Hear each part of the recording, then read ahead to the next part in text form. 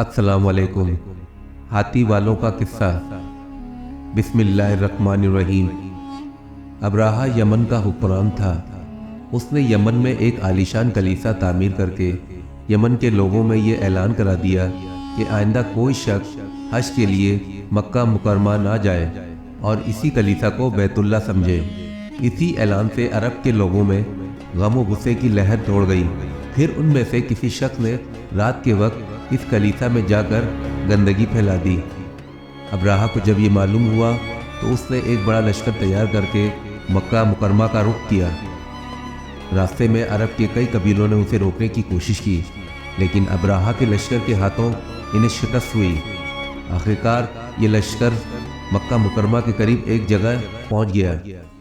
अगली सुबह जब उसने बैतुल्ला की तरफ बढ़ना चाहा तो उसके हाथी ने आगे बढ़ने से इनकार कर दिया।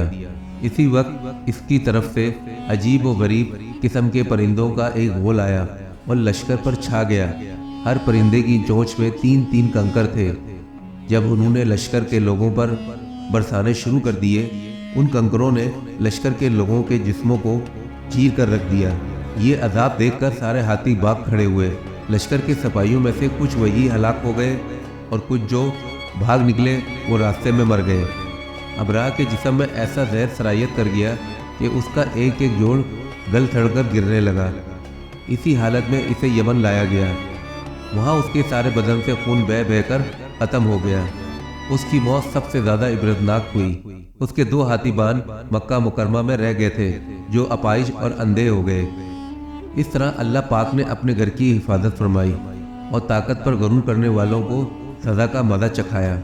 कुरान पाक की सूरह फील में अल्लाह पाक ने इस वाक़ये को यूँ बयान फरमाया कि तूने ना देखा कि तेरे रब ने हाथी वालों के साथ क्या किया? क्या उनके मकर को बेकार नहीं कर दिया और उन पर परिंदों के झुंड भेज दिए जो इन्हें मिट्टी और पत्थर की कंकरियाँ मार रहे थे, बस इन्हें खाए हुए भूसे की तरह कर दिया। जज़ाकल्लाह। हदीस सुनना और दूसरों तक पहुँचाना नेकी है और नेकी जन्नत में लेके जाएगी।